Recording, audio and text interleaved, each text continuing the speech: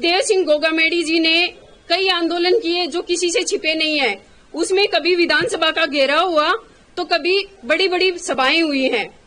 EWS वो क्षत्रिय कल्याण board जैसी जो मेन उपलब्धियां हैं वो सुखदेव सिंह जी गोगामेडी की ही वजह से आज हमें मिली थी।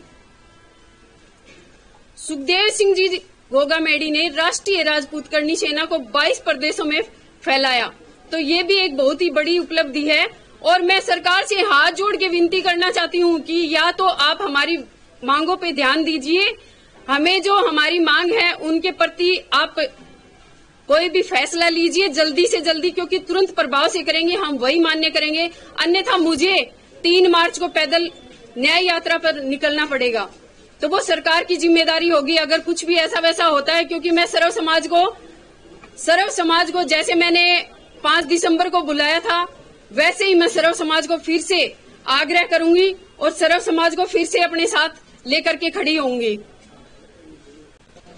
जो सुखदेव सिंह हत्याकांड में घायल हुए थे उस टाइम, उनके कुछ टाइम बाद उनकी भी मृत्यु एसएमएस हॉस्पिटल में हो गई थी।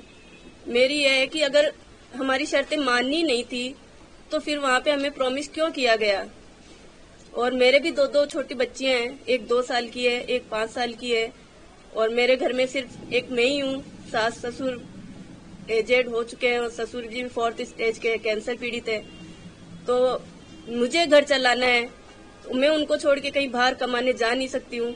और उस टाइम जब प्रॉमिस किया गया था कि भाई आपको जॉब देंगे, तो अभी तक उसकी कोई सुनवाई नहीं हुई है। तो मैं यही चाहती हूँ कि अगर प्रॉमिस किया है तो उसको पूरा करो और हमें भी न्याय दो। और जब पता है कि उन्होंने ही सब कुछ किया है, हत्यारों का पता है अपने को, फिर भी हमें कोई न्याय नहीं मिल रहा है, तो ये गलत बात है। तो बस यही चाहती हूँ कि 3 तारीख को शीला जी यात्रा निकाल रही है गोगामेडी गांव से जयपुर तक की, उसमें आप भी शामिल हो? बिल्कुल, हम साथ हैं। धन्यवाद।